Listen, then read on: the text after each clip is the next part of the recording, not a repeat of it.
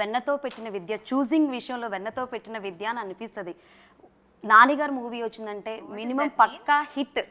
వెన్నతో పెట్టిన like with from childhood only it like they thought me this craft of choosing. Okay okay minimum hit, పక్కా hit, minimum hit ఉంటుంది. అదేవిధంగా మీ track record నేను చూస్తే మామూలుగా హీరోలో ఒక సినిమా రిలీజ్ అయిన తర్వాత మళ్ళీ ఒక 2 సంవత్సరాలకో 3 సంవత్సరాలకో చూస్తూ ఉంటాం. కానీ ప్రతి సంవత్సరం ఒక మూవీ పడుతూనే ఉంది. అసలు ఎలా ప్లాన్ చేస్తారు ఏమి? అసలు హాయ్ నాన్న ఆ హ్యాంగ్ ఓవర్ నుంచి మేము ఇంతవరకు బయటకే రాలేదు, మొన్నే చూసాము అనిపించింది, మళ్ళీ కొత్త సినిమా. అసలు ఎలా ప్లాన్ చేస్తారు? పెద్ద కష్టమేం కాదు అంటే నాకు చాలా ఇష్టమైన పని అండి ఇది. అండ్ ఇంత ప్రేమ దొరుకుతుంది అందరి ప్రేక్షకుల దగ్గర నుంచి. నాకు అది ఇది తప్పితే ఇంకేం చేయాలో తెలియదు.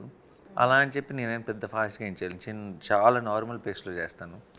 సో ఇంకా మిగతా ఎవరికైనా యాక్టర్స్ వాళ్ళకి బ్రేక్ ఎక్కువ వచ్చిందంటే అది వాళ్ళ కారణాల వల్ల ఉండొచ్చు. నేనైతే చాలా నార్మల్ పేస్లో చాలా వర్క్ ఎంజాయ్ చేస్తూ సినిమాలు చేస్తున్నాను. సో నేనేమి ఒక cinema one movie at a time చేస్తాను. ఒక మూవీ అయిన తర్వాత ఇంకో మూవీ స్టార్ట్ చేస్తాను.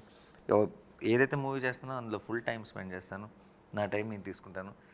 సో నేనేమి పెద్ద ప్లానింగ్ ఫాస్ట్గా చేయటమో కాదు. మేబీ మిగతా వాళ్ళకి ఎక్కువ బ్రేక్స్ తీసుకుంటున్నారేమో, కానీ I feel it's a decent pace ఉంది. I feel actually I can do better.